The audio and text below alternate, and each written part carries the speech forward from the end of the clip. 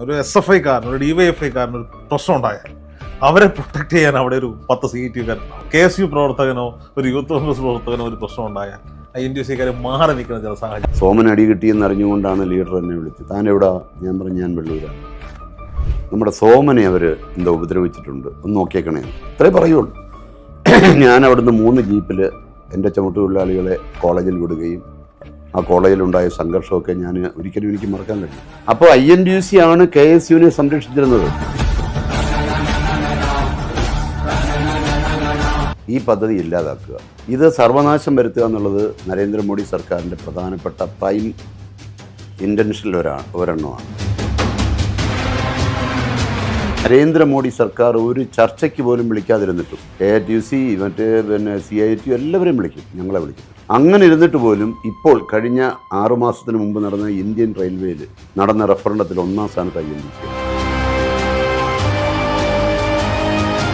2026 വരാൻ പോകുന്ന നിയമസഭാ തെരഞ്ഞെടുപ്പിൽ കേരളത്തിൻ്റെ ഭാവി എന്താണ്? കേരളത്തിലെ ഒരു ആൻറ്റി ഇൻകംബൻസി വർക്ക് ചെയ്യുന്നുണ്ട്. കേരളത്തിലെ 10 വർഷമായി ഇരിക്കുന്ന ഒരു ഗവൺമെൻറ്റിൻ്റെ 100,000 കുറ്റങ്ങൾ പറയാം. സാധാരണക്കാരനെ നേരിട്ട് ബാധിക്കുന്ന വിഷയങ്ങളിൽ സാധാരണക്കാർ അസ്വസ്ഥരാണ് ഇവർ. തീർച്ചയായിട്ടും ജനങ്ങളെ കൂടെ നിർത്തിയുള്ള പുരോഗതി, അതാണ് കോൺഗ്രസിൻ്റെ സന്ദേശം. അന്ന് ആ സംഘടനയുടെ ഇൻ്റർനാഷണൽ സംഘടനയുടെ പേര് ICFTU എന്നായിരുന്നു. INTUC അഫിലിയേറ്റ് ചെയ്തിട്ടുള്ള സംഘടന. ICFTU എന്ന് പറഞ്ഞാൽ എന്താ? International confederation of free trade unions. F എന്ന് പറഞ്ഞാൽ ഫ്രീ എന്ന് പറഞ്ഞാൽ ഒരു രാഷ്ട്രീയ പാർട്ടിയോടും ചേരാതെ നിൽക്കുന്ന ട്രേഡ് യൂണിയനുകൾക്ക് മാത്രമേ അതിൽ അംഗത്വം കിട്ടുകയുള്ളൂ. അത് ബാംഗ്ലൂരിൽ ചേർന്ന് 2002 എൻ്റെ ഓർമ്മ. ബാംഗ്ലൂരിൽ ചേർന്ന് അവരുടെ വേൾഡ് കോൺഗ്രസിനകത്ത്, ബാംഗ്ലൂരിലാണ് ചേർന്നത്, അവിടെ വെച്ച് ഈ 90-ന് ശേഷം വന്ന ആഗോളവൽക്കരണ ഓപ്പണപ്പ് ചെയ്ത LPG നടപ്പാക്കിയതിന് ശേഷം 2002 ബാംഗ്ലൂരിൽ ചേർന്ന ICFTUവിൻ്റെ വേൾഡ് കോൺഫറൻസിലാണ് ഈ പൊസിഷൻ മാറുന്നത്. അന്ന് എല്ലാ രാജ്യങ്ങളിലും ഈ സാമ്പത്തിക മാന്ദ്യം ബാധിച്ചു, ഉദാരവൽക്കരണ നയം കൊണ്ടുവരേണ്ടി വരുന്നു. ഇന്ത്യ നരസിംഹറാവുവിൻ്റെയും മൻമോഹൻ സിംഗിൻ്റെയും സമയത്ത് ഉദാരവൽക്കരണം പ്രഖ്യാപിക്കേണ്ടി വരുന്നു. ആ സാഹചര്യങ്ങൾ കഴിഞ്ഞപ്പോൾ അതുവരെ ഉണ്ടായിരുന്ന ആ കാലഘട്ടം മാറുകയാണ്, പുതിയൊരു കാലഘട്ടം വരുന്നു. ആ കാലഘട്ടത്തിൽ ഫ്രീ ട്രേഡ് യൂണിയൻ എന്ന് പറഞ്ഞ് നിൽക്കാൻ ഒക്കത്തില്ല. ഓരോ രാജ്യത്തുള്ള മുഖ്യധാര രാഷ്ട്രീയ പ്രസ്ഥാനങ്ങളോടൊപ്പം ചേർന്ന് ട്രേഡ് യൂണിയനുകൾ പോകണമെന്ന് വേൾഡ് കോൺഗ്രസ് തീരുമാനിച്ചു.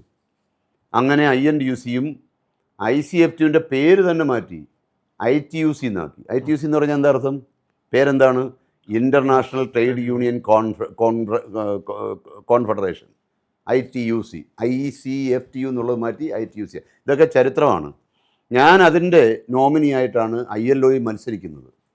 അപ്പോൾ ഫ്രീ ട്രേഡ് യൂണിയൻ എന്നുള്ളത് മാറി മുഖ്യധാര രാഷ്ട്രീയ പ്രസ്ഥാനത്തോടൊപ്പം ചേർന്ന് പോകാൻ ഞങ്ങൾ തന്നെ വേൾഡ് ലെവലിൽ തീരുമാനിച്ചേക്കുന്നതാണ്, ILO അംഗീകരിച്ചിട്ടുള്ളതാണ്. അങ്ങനെ വരുമ്പോൾ ഇന്ത്യയിലെ ഇന്ത്യൻ നാഷണൽ കോൺഗ്രസിനോടൊപ്പമാണ് INTUC നിൽക്കുന്നത്. അങ്ങനെ നിൽക്കാനും പറ്റുള്ളൂ. ആ INTUCയെ ഇന്ത്യൻ നാഷണൽ കോൺഗ്രസ് പ്രയോജനപ്പെടുത്തണോ വേണ്ടയോ, അതിൻ്റെ വോട്ട് ഷെയർ എത്രമാത്രം ഉണ്ടെന്ന് മെഷർ ചെയ്യണോ, INTUCയുടെ പ്രവർത്തനങ്ങളെ കൃത്യമായി നോക്കണമോ എന്നുള്ളത് പാർട്ടി തീരുമാനിക്കേണ്ട കാര്യമാണ്. ഞാനിപ്പോഴും ഓർക്കുന്നു, ഞാൻ 1984 ജൂലൈ മാസത്തിൽ ബൊക്കാറോ സ്റ്റീൽ പ്ലാന്റിൻ്റെ വിശാലമായ ഗ്രൗണ്ടിൽ അന്ന് ദേശീയ സമ്മേളനം നടക്കുകയാണ്, പ്ലീനറി സമ്മേളനം. ഞാൻ ആ സമ്മേളനത്തിൽ പങ്കെടുത്ത ആളാണ്. ആ എല്ലാ INTUC പ്ലീനറി സമ്മേളനവും അന്ന് വരെ ഉദ്ഘാടനം ചെയ്യുന്നത് ഇന്ദിരാഗാന്ധിയാണ്. ഇന്ദിരാഗാന്ധിയുടെ സമയം നോക്കി സമ്മേളനം വെക്കും. ഇന്ദിരാഗാന്ധി ഹെലികോപ്റ്ററിൽ വന്ന് ഇറങ്ങുന്നതും 2 മണിക്കൂർ സമയത്തേക്ക് അവിടെ ഒന്നും കാണാൻ വയ്യാത്ത കൽക്കരി പൊടി കൊണ്ട് നിറഞ്ഞ അന്തരീക്ഷവും ലക്ഷക്കണക്കിന് ആളുകൾ ഇന്ദിരാഗാന്ധിയെ ഒരു നോക്ക് കാണാൻ ഓടുന്നതും ഒക്കെ കണ്ട് ആ സമ്മേളനത്തിൽ പങ്കെടുത്ത ആളാണ് ഞാൻ. അന്ന് ബിന്ദേശ്വരി ദുബൈ എന്ന് പറഞ്ഞാൽ പിന്നീട് ബീഹാർ മുഖ്യമന്ത്രിയായ അദ്ദേഹം INTUC ദേശീയ പ്രസിഡൻ്റ് ആവുകയാണ്, രാമാനുജൻ ജനറൽ സെക്രട്ടറി ആയിട്ടുള്ള. ആ സമ്മേളനത്തിൽ പങ്കെടുത്ത ഞാനാണ്. അതിനുശേഷം കോൺഗ്രസിൻ്റെ ഇന്ദിരാഗാന്ധിയുള്ള സമയത്ത് 78 MPമാർ INTUCക്കാരാണ്. കേന്ദ്ര യൂണിയൻ മിനിസ്റ്റർ, ലേബർ മിനിസ്റ്റർ INTUCക്കാരനായിരിക്കും. ഓരോ സംസ്ഥാനത്തും അതാണ് സ്ഥിതി. അതൊക്കെ കഴിഞ്ഞ് കോൺഗ്രസ് അതിൻ്റെ പ്രയോറിറ്റീസ് അവർ തീരുമാനിക്കണം. നമുക്കതിലൊന്നും പരാതിയൊന്നുമില്ല. ഈ പ്രാദേശിക ഘടകങ്ങളിൽ ഇപ്പോൾ ഇടതുപക്ഷം അതെപ്പോഴൊരു കേഡർ പാർട്ടി സംവിധാനമാണോ CPM-നെ സംബന്ധിച്ചിടത്തോളം? ഒരു പാർട്ടി പ്രവർത്തകൻ, ഒരു SFIക്കാരൻ, ഒരു DYFIക്കാരൻ ഒരു പ്രശ്നം ഉണ്ടായാൽ അവരെ പ്രൊട്ടക്റ്റ് ചെയ്യാൻ അവിടെ ഒരു 10 CITUകാരുണ്ടാവും. പക്ഷേ ഒരു KSU പ്രവർത്തകനോ ഒരു യൂത്ത് കോൺഗ്രസ് പ്രവർത്തകനോ ഒരു പ്രശ്നം ഉണ്ടായാൽ INTUCക്കാർ മാറി നിൽക്കുന്ന ചില സാഹചര്യം. അല്ല, അത് വളരെ നല്ല പ്രധാനപ്പെട്ട ഒരു ചോദ്യമാണ്. ഈ കാലഘട്ടത്തിൽ ചോദിക്കേണ്ടുന്ന ഒരു ചോദ്യമാണ്. ഞാനിപ്പോഴും ആലോചിക്കും, ഞാൻ 1978 മാർച്ച് മാസം 20-ാം തീയതി നാട്ടിലെ രാഷ്ട്രീയ പ്രവർത്തനം കൊണ്ട് നിൽക്കാൻ വയ്യാത്ത സ്ഥിതി വന്ന് എനിക്ക് കേന്ദ്ര ഗവൺമെൻറ് സ്ഥാപനമായ ഹിന്ദുസ്ഥാൻ ന്യൂസ് പ്രിൻ്റിൽ ഒരു ജോലി കിട്ടി. ഞാൻ വെള്ളൂർ വന്ന് ജോയിൻ ചെയ്ത ആളാണ്. അന്ന് കേരളത്തിലെ രാഷ്ട്രീയ രംഗത്ത് ഏറ്റവും ശക്തനായി നിൽക്കുന്നത് അന്നത്തെ ആഭ്യന്തരമന്ത്രിയായിരുന്ന K. കരുണാകരനാണ്. അന്ന് Sasthamkotta Thalayolaparambu Devaswom board college, Kothavara college, Kuravilangad college, കോട്ടയത്തെ കോളേജുകൾ, ഇവിടെയൊക്കെ എന്തെങ്കിലും പ്രക്ഷോഭം ഉണ്ടായാൽ, KSUക്കാർക്ക് അടി കിട്ടിയാൽ ആദ്യം ടെലിഫോൺ വരുന്നത് എനിക്കാണ്. എന്നെ ലീഡർ തന്നെ നേരിട്ട് വിളിച്ചിട്ടുണ്ട്. അന്തരിച്ചു പോയ AK സോമനെ 2ാമത്തെ നിലയിൽ നിന്ന് SFIക്കാരെടുത്ത് താഴെ ഇട്ടു. സോമൻ അടി കിട്ടിയെന്ന് അറിഞ്ഞുകൊണ്ടാണ് ലീഡർ എന്നെ വിളിച്ചത്. താൻ എവിടാ? ഞാൻ പറഞ്ഞു, ഞാൻ വെള്ളൂരാണ്. നമ്മുടെ സോമനെ അവർ എന്തോ ഉപദ്രവിച്ചിട്ടുണ്ട്, ഒന്ന് നോക്കിയേക്കണേ, ഇത്രേ പറയുള്ളൂ. ഞാൻ അവിടുന്ന് 3 ജീപ്പിൽ എൻ്റെ ചുമട്ടുതൊഴിലാളികളെ കോളേജിൽ വിടുകയും ആ കോളേജിലുണ്ടായ സംഘർഷമൊക്കെ ഞാൻ ഒരിക്കലും എനിക്ക് മറക്കാൻ കഴിയില്ല. പാൻറ്റിട്ട് വന്ന ഒരു ചെറുപ്പക്കാരനെ ആ ചെന്നവർ ആദ്യം അടിച്ചു. അത് കോളേജിലെ പ്രിൻസിപ്പളായിരുന്നു. അങ്ങനെ ഒരുപാട് സംഭവങ്ങൾ, ഞാനിപ്പോൾ അതൊന്നും വിശദീകരിക്കുന്നില്ല. അപ്പോൾ INTUC ആണ് KSUവിനെ സംരക്ഷിച്ചിരുന്നത് ഇന്നലകളിൽ. ഇപ്പം പിന്നെ അത് ആർക്കും ആവശ്യമില്ല, അങ്ങോട്ടും വേണ്ട ഇങ്ങോട്ടും വേണ്ടാത്ത സ്ഥിതി. അത് പിന്നെ പാർട്ടി തീരുമാനിക്കട്ടെ. അല്ല, ഇതൊരു പ്രധാന സംഭവമാണ്. ചോദിച്ചത് നന്നായി. അല്ല, അത് നമ്മൾ പലപ്പോഴും ഫീൽ ചെയ്യുന്ന ഇന്ത്യൻ നാഷണൽ കോൺഗ്രസിൻ്റെ ബാക്ക് ബോണായിട്ട് നിന്നിട്ടുള്ളത്, നട്ടല്ലായി നിന്നിട്ടുള്ള INTUC പ്രസ്ഥാനമാണ്. അതിൻ്റെ K. കരുണാകരൻ INTUCയുടെ നേതാവായിരുന്നു. ഇന്ദിരാഗാന്ധി INTUCയുടെ ഒപ്പം നിന്ന INTUC എന്ന് പറയുന്നത് ഇന്ദിരാഗാന്ധിയുടെ ഒരു ജീവിതത്തിൻ്റെ ഭാഗമായിരുന്നു. അത്രമാത്രം ചേർത്ത് നിർത്തിയൊരു പ്രസ്ഥാനമാണ്. ഇന്ദിരാഗാന്ധി പങ്കെടുക്കാത്തൊരു ദേശീയ സമ്മേളനം നടക്കത്തില്ല. അതായിരുന്നു ഇന്ദിരാഗാന്ധി. അപ്പോൾ അതിനുശേഷം പിന്നെ പാർട്ടിയുടെ പ്രയോറിറ്റീസ് മാറിപ്പോകുന്നു. അത് പാർട്ടി തിരിച്ചറിയുന്നത് നല്ലതാണ്. അപ്പോൾ ഞാൻ ഒരു കാര്യം, ഒരു കണക്കൂടെ പറയാം. ഞാനിതൊരു ഒരു ചാനൽ ഡിസ്കഷൻ എന്നുള്ള നിലയിലില്ല. ഇന്ത്യയിൽ INTUCക്ക് ഏകദേശം 4 കോടി മെമ്പർഷിപ്പ് ഉണ്ട് ഇപ്പോഴും. 12 വർഷം നരേന്ദ്രമോദി ഭരിച്ചിട്ടും ഇന്ത്യയിലെ INTUC എന്ന തൊഴിലാളി സംഘടനയെ നരേന്ദ്രമോദി സർക്കാർ ഒരു ചർച്ചയ്ക്ക് പോലും വിളിക്കാതിരുന്നിട്ടും,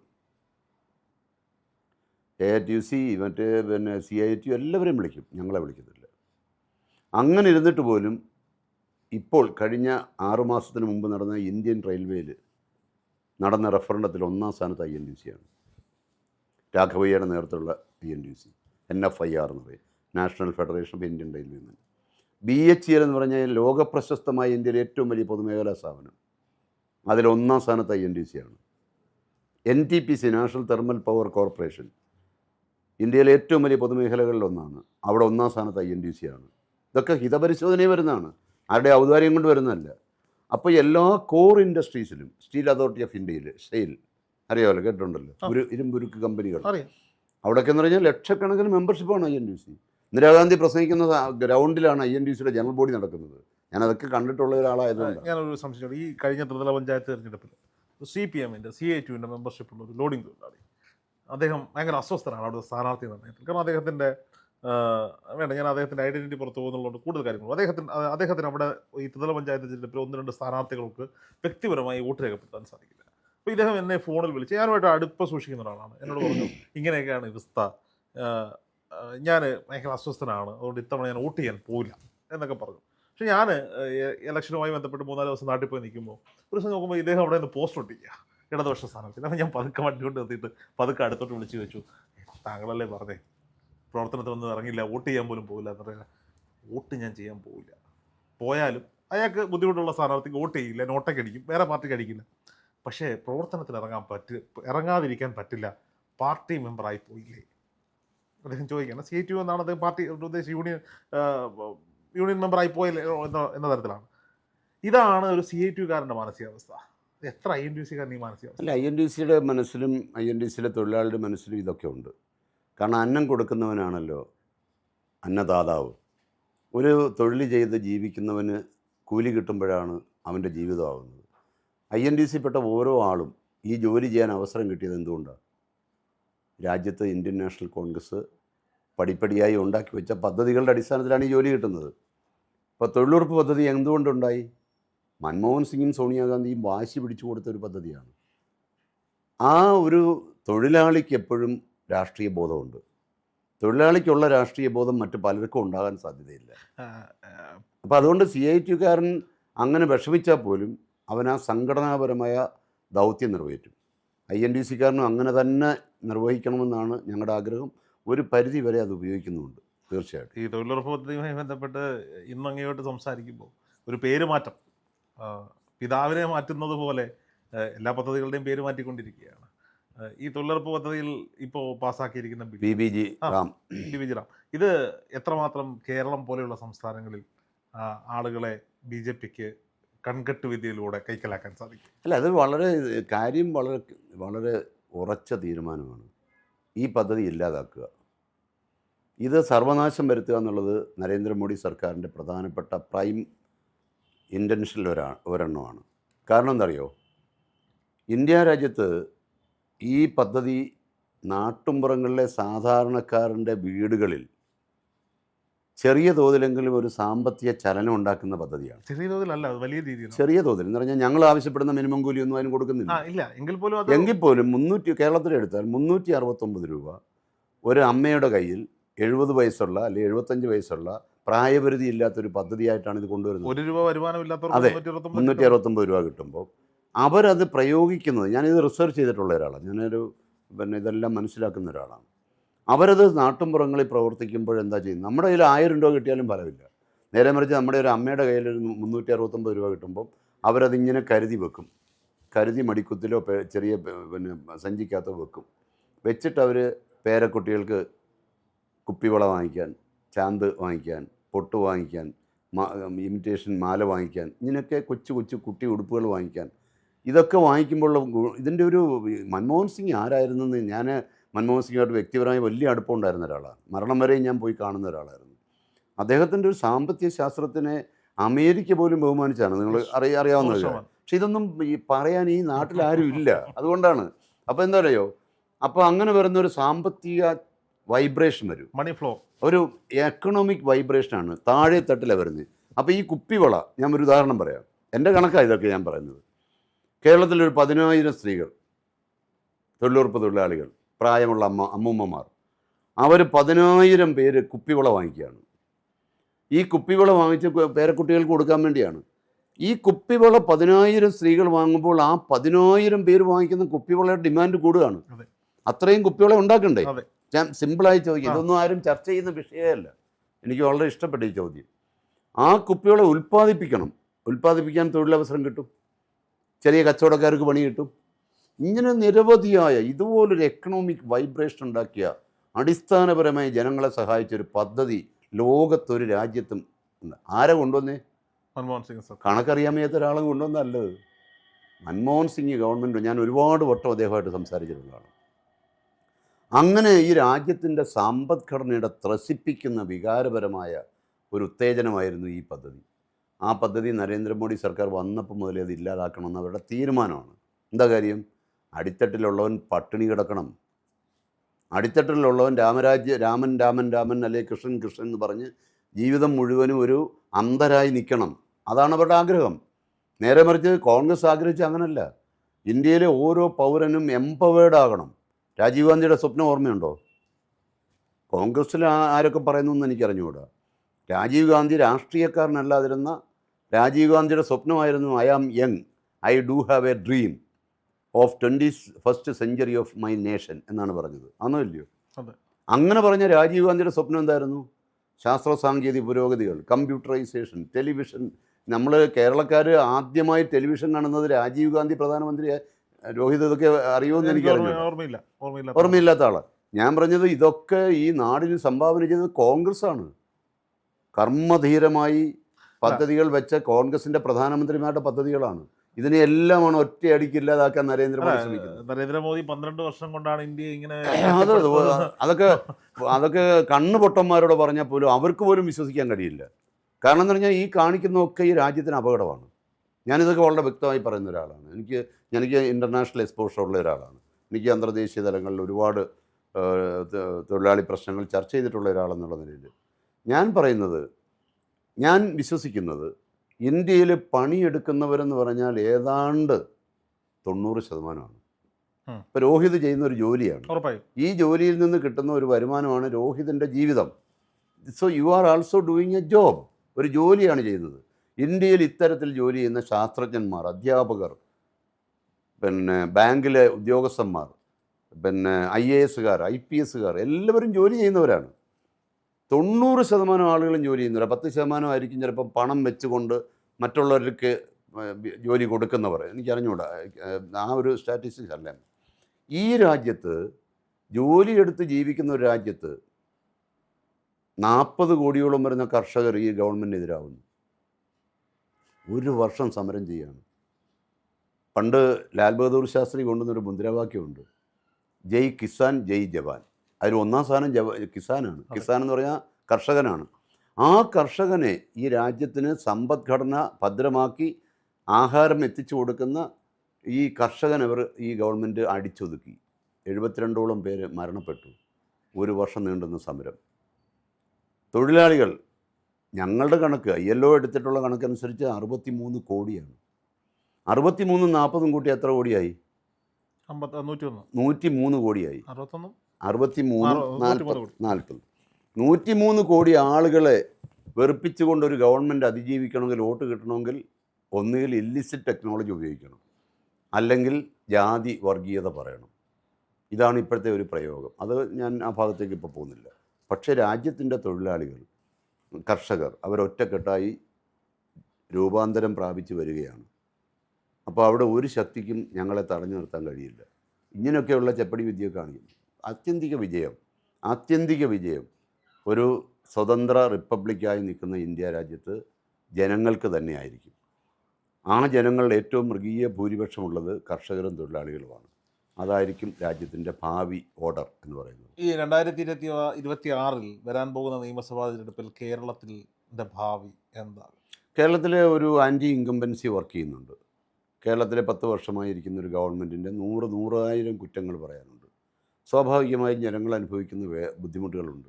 ഇപ്പോൾ KSRTC എടുത്താൽ, ഇലക്ട്രിസിറ്റി ബോർഡ് എടുത്താൽ, വാട്ടർ അതോറിറ്റി എടുത്താൽ, ഇപ്പോൾ വാട്ടർ അതോറിറ്റി ഒരു ക്ലാസിക് എക്സാമ്പിളാണ്.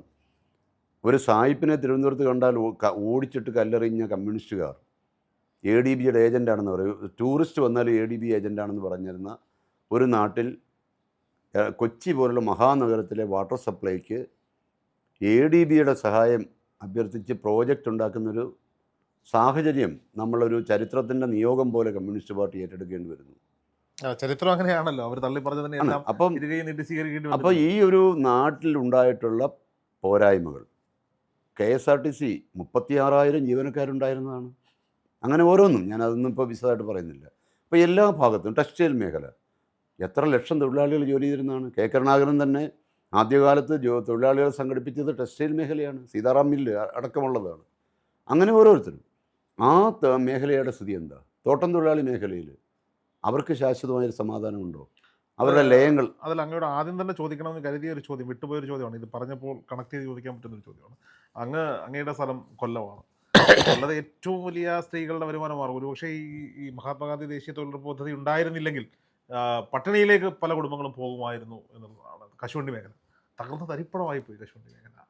കശുവണ്ടി മേഖലയെ ഏകദേശം കണക്കുകൾ പരിശോധിക്കുമ്പോൾ 810ഓളം കമ്പനികൾ ഉണ്ടായിട്ടുണ്ട്. 810. അതിലൊരു 100 കമ്പനികൾ പോലും ഇപ്പോൾ വർക്ക് ചെയ്യുന്നില്ല. ദാറ്റ് മീൻസ് ഒരു 700-750 കമ്പനികൾ നിശ്ചലമായി. തൊഴിലാളികളും മുതലാളിമാരും ഒരുപോലെ നശിച്ചുപോയി. എല്ലാവരും ലോൺ എടുത്തവരെല്ലാം പ്രാരബ്ധത്തിലായി. അത് സെറ്റിൽ ചെയ്യാനായി മുഖ്യമന്ത്രി 2 യോഗങ്ങൾ വിളിച്ചു ചേർത്തു. പല വിധത്തിലുള്ള പാക്കേജ് ഉണ്ട്. ഇന്ന് കുറേ പേർക്ക് പ്രയോജനം കിട്ടി, കുറേ പേർക്ക് അതിൽ ക്യാച്ച് ചെയ്യാൻ പറ്റിയില്ല. അപ്പോൾ ബാങ്കിൻ്റെ കണ്ടീഷണാലിറ്റീസാണ് ഇതിൻ്റെ പ്രശ്നങ്ങൾ. അപ്പോൾ ഇത് യഥാർത്ഥത്തിൽ ഒരു ഗവൺമെൻറ് ഈ ഇത്തരം സെക്ടറുകളെ, ഇപ്പോൾ പ്ലാന്റേഷൻ എടുത്താൽ പ്ലാന്റേഷൻ തൊഴിലാളികൾ നിരാശരാണ്, അവർക്കൊന്നും കിട്ടുന്നില്ല. അവർക്ക് ലയം എന്ന് പറയുന്നത് ഒന്ന് ആലോചിച്ച് നോക്കിയേ. ഇപ്പോഴത്തെ സ്ഥിതി എന്താ? പുലിയും കടുവയും പിന്നെ കാട്ടുപന്നിയും കൂടെ വീട്ടിൽ കയറിയിരിക്കും. മനുഷ്യർ ഓടി അവിടുന്ന് രക്ഷപ്പെടാൻ പോകുന്ന ഒരു സാഹചര്യമാണ്. വന്യമൃഗത്തിൻ്റെ ആക്രമണത്തിൽ നിന്ന് പോലും നമ്മുടെ നാട്ടിലെ ജനങ്ങളെ രക്ഷിക്കാനുള്ള പദ്ധതികൾ ആവിഷ്കരിക്കാൻ കഴിയുന്നില്ല. അപ്പം ബഹുമാനപ്പെട്ട മുഖ്യമന്ത്രിയോട് ഞാൻ ഒരു ദിവസം ചോദിച്ചു, എന്തുകൊണ്ടാണ് നമ്മുടെ ഒരു കൊച്ചു സംസ്ഥാനമല്ലേ, എന്തുകൊണ്ട് നമ്മുടെ മനുഷ്യവാസ മേഖലകളിൽ വന്യമൃഗങ്ങൾ വരാതിരിക്കാൻ ഒരു വലിയ പ്രോജക്റ്റ് എന്തുകൊണ്ട് കൊടുത്തുകൂടാ? ഒരു വലിയ പ്രോജക്റ്റ്, ഒരു ഇലക്ട്രിക് ഫെൻസിങ് അങ്ങനെ ചെയ്യാമല്ലോ. അപ്പോൾ അത് അദ്ദേഹം പറഞ്ഞ 568 കോടി രൂപയുടെ ഒരു പ്രോജക്റ്റ് കേന്ദ്ര ഗവൺമെൻറ് സമർപ്പിച്ചിരുന്നു. അത് അപ്പാടെ റിജക്റ്റ് ചെയ്തു. ഇതാണ് ബഹുമാനപ്പെട്ട മുഖ്യമന്ത്രി എന്നോട് പറഞ്ഞൊരു കാര്യം. അതുപോലെ തന്നെ മയക്കുമരുന്ന് വരുന്നു. മയക്കുമരുന്ന് എന്തുകൊണ്ട് ഒരാഴ്ചയിൽ ഒരു റാൻഡം ചെക്കിങ് നടക്കുന്നില്ല? ട്രെയിൻ ചെക്ക് ചെയ്യണ്ടേ? കടന്നു വരുന്ന വാഹനങ്ങൾ ചെക്ക് ചെയ്യണ്ടേ? ചെക്കിങ് ഉണ്ട് എന്ന് പറഞ്ഞാൽ തന്നെ ഇതൊക്കെ നിൽക്കുമല്ലോ, കുറേ ഉറപ്പായിട്ടും നിൽക്കുമല്ലോ. ഉറപ്പായിട്ടും. അപ്പം നമ്മൾ ഒരു ഗവൺമെൻറ്റിൽ നമ്മുടെ വിശ്വാസം വരുന്നത് എപ്പോഴാണ്? അവൻ്റെ ജീവനും സ്വത്തിനും സംരക്ഷണം കിട്ടുന്നു എന്ന് ഉറപ്പാക്കുമ്പോഴാണ്. അപ്പം അതുകൊണ്ട് ഇപ്പോൾ എം മണിയെ പോലുള്ളവർ എന്തെങ്കിലും വിളിച്ച് പറയുന്ന പോലെ അല്ലല്ലോ. യഥാർത്ഥത്തിൽ ഒരു ഗവൺമെൻറ്റിൻ്റെ ഏറ്റവും പ്രകടമായ സംരക്ഷണം കിട്ടേണ്ട സാധാരണക്കാരന് സംരക്ഷണം കിട്ടുന്നില്ല എന്നുള്ളതാണ്. അവിടെയാണ് 2026 നടക്കാൻ പോകുന്ന തെരഞ്ഞെടുപ്പിനെക്കുറിച്ച് ജനങ്ങൾക്ക് മുമ്പ് ഇപ്പോൾ ഈ ത്രിതല പഞ്ചായത്തിൽ എന്തുകൊണ്ടാണ് ഈ മുന്നേറ്റം വന്നത്? ഏറ്റവും വലിയ മുന്നേറ്റം എറണാകുളം ജില്ലയാണ്. എറണാകുളം ജില്ല നിരക്ഷരോ അല്ലെങ്കിൽ ഇന്ന ജാതി ഇന്ന മതം അങ്ങനൊന്നും പറഞ്ഞുള്ള ജില്ലയല്ല എറണാകുളം ജില്ല. എറണാകുളം ജില്ലയിൽ ഒന്നടങ്കം സമ്പൂർണ്ണാധിപത്യം കോൺഗ്രസ് നേടാൻ കഴിഞ്ഞു എന്നുണ്ടെങ്കിൽ കേരളത്തിൻ്റെ ഒരു ചൂണ്ടുപലക തന്നെയാണ്. സാധാരണക്കാരനെ നേരിട്ട് ബാധിക്കുന്ന വിഷയങ്ങളിൽ സാധാരണക്കാർ അസ്വസ്ഥരാണ് ഈ ഭരണത്തിൽ. തീർച്ചയായിട്ടും. സപ്ലൈകോയിൽ സാധനങ്ങളില്ലെങ്കിൽ പിന്നെ ആരോട്? ഇന്ന് GRLന്റെ ഒരു സ്റ്റേറ്റ്മെന്റ് വന്നിട്ടുണ്ട്, 25 രൂപയ്ക്ക് അരിയും ആട്ടയും ലഭ്യമാക്കാൻ പോകുന്നു. ഇതെന്നറിയോ, ഇതിനകത്തുള്ള പ്രശ്നം ഞാൻ പറയാം. ഇപ്പം മന്ത്രിമാർക്ക് അവർ ചെയ്യുന്ന ജോലിയാണ് ശരിയെന്ന് സ്വാഭാവികമായിട്ടും തോന്നും. ഇപ്പോൾ ഈസ് ഓഫ് ഡൂയിങ് ബിസിനസ്സിൻ്റെ ദാവോസിലെ വേൾഡ് കോൺഫറൻസിൽ നമ്മുടെ മന്ത്രി പി രാജീവ്, വ്യവസായ മന്ത്രിയാണ്, കേന്ദ്ര മന്ത്രി പീയൂഷ് ഗോയലിൻ്റെ കയ്യിൽ നിന്ന്, കൊമേഴ്സ് മിനിസ്റ്ററുടെ കയ്യിൽ നിന്ന് ഒന്നാമത്തെ അവാർഡ് വാങ്ങിച്ചതെന്ന് പറഞ്ഞൊരു ബ്രാൻഡിങ് ഞാൻ കണ്ടു. ഞാൻ എന്താ വ്യവസായ മന്ത്രിയോട് തന്നെ പറഞ്ഞു, ഇതൊന്നും പറഞ്ഞുകൊണ്ട് നടക്കരുത്. ഈസ് ഓഫ് ഡൂയിങ് ബിസിനസ് എന്ന് പറഞ്ഞാൽ ബാക്കിയെല്ലാം പാരഫെർണിയലിയായി മാറ്റിക്കൊണ്ട് ബിസിനസ്സിനെ മാത്രം സംരക്ഷിക്കുക എന്നുള്ളതാണല്ലോ. അപ്പോൾ ഒരു പണം മുടക്കുന്നതിന് സിമ്പിളായി ലാഭം ഉണ്ടാക്കും. ഇതല്ലല്ലോ നമ്മുടെ ലക്ഷ്യം. അതല്ല. പണ്ഡിറ്റ് നെഹ്റുവിൻ്റെ ലക്ഷ്യം എന്തായിരുന്നു? ജനങ്ങൾ സംരക്ഷണം കൊടുക്കുന്ന, ജനങ്ങൾക്ക് ജീവിതം കൊടുക്കുന്ന പദ്ധതികൾ ആവിഷ്കരിക്കുക എന്നുള്ളത്. അതിനാണ് പ്ലാനിംഗ് കമ്മീഷൻ ഉണ്ടാക്കിയത്, അതിനാണ് ആസൂത്രണ പദ്ധതികൾ ഉണ്ടാക്കിയത്, അതിനാണ് പഞ്ചവത്സര പദ്ധതികൾ വന്നത്, അതിനാണ് ഇന്ത്യയിലെ എല്ലാ മേഖലകളിലും പൊതുമേഖല ശക്തിപ്പെടണമെന്ന് പറഞ്ഞത്. പൊതുമേഖലയോട് മത്സരിക്കുന്ന സ്വകാര്യ മേഖലയാണ് നെഹ്റു കൊണ്ടുവന്ന മിക്സഡ് എക്കണോമി എന്ന് പറഞ്ഞ തത്വം. ഇതൊന്നും ഇപ്പോഴില്ല, എല്ലാം പോയി. പൊതുമേഖലയെ വേണ്ട. എന്താ സംഭവിച്ചത്? 2-3 ഉദാഹരണങ്ങൾ ഞാൻ പറയട്ടെ. BSNL തകർത്തുകൊണ്ട് സ്വകാര്യ കമ്മ്യൂണിക്കേഷൻ വന്നു. പല വിധത്തിലുള്ള കമ്മ്യൂണിക്കേഷൻ എല്ലാം അസ്തമിച്ചു പോയി. അത് കഴിഞ്ഞ് പിന്നെ ട്രാവൽ മേഖലയിൽ ആദ്യമായി വന്നത് ഈസ്റ്റ് വെസ്റ്റാണ്, വിമാന സർവീസ്. തക്യുദ്ദീൻ എന്ന് പറഞ്ഞ നമ്മുടെ ഒരു കോൺഗ്രസ് ഫാമിലിയാണ്, അദ്ദേഹം ആരംഭിച്ചു. അദ്ദേഹത്തിനെ ആരോ വെടിവെച്ച് കൊന്നു. അതോടുകൂടി അത് തകർന്നു. അത് കഴിഞ്ഞ് കടന്നു വന്നാണ് ഗോപിനാഥിൻ്റെ ഈ എയർ ഡക്കാണിന് ഒരുപാട് 500 രൂപയ്ക്ക് ടിക്കറ്റ് കൊടുക്കുന്നു. ഇങ്ങനെ പല വിപ്ലവകരമായ പദ്ധതികളുമായി വന്നു.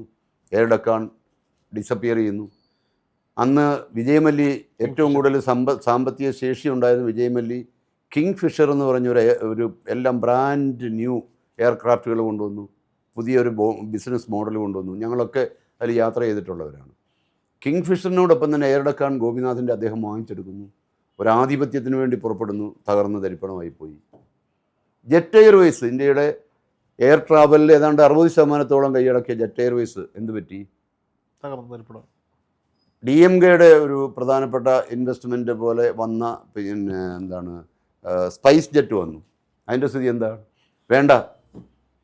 ഇന്ത്യയിലെ എയർ ട്രാവലിൽ ഏതാണ്ട് 60% കൈയടക്കി. ടാറ്റ 500 വിമാനം ഓർഡർ ചെയ്യുമ്പോൾ ഇൻഡിഗോ 1000 വിമാനം ഓർഡർ ചെയ്യുന്ന രീതിയിൽ പുതിയ വിമാനങ്ങൾ വാങ്ങിക്കാൻ വന്ന ഇൻഡിഗോയുടെ സ്ഥിതി എന്താ ഇപ്പോൾ? അപ്പോൾ പ്രൈവറ്റൈസേഷൻ എന്ന് പറയുന്നത് എവിടെ നടപ്പാക്കിയിട്ടുണ്ടോ സമ്പൂർണ്ണ പ്രൈവറ്റൈസേഷൻ, സ്വകാര്യവൽക്കരണം അങ്ങേയറ്റം ഇന്ത്യ പോലൊരു രാജ്യത്ത് ആപത്കരമാണ്. അത് തെളിഞ്ഞു പോയ വസ്തുതയാണ്. അത് പക്ഷേ കേന്ദ്ര ഗവൺമെൻറ്റിനോ നരേന്ദ്രമോദിക്കോ അമിത്ഷായ്ക്കോ മനസ്സിലാവുന്നില്ല. ഇതാണ് സ്ഥിതി. മനസ്സിലാകാഞ്ഞിട്ടായിരിക്കില്ലല്ലോ.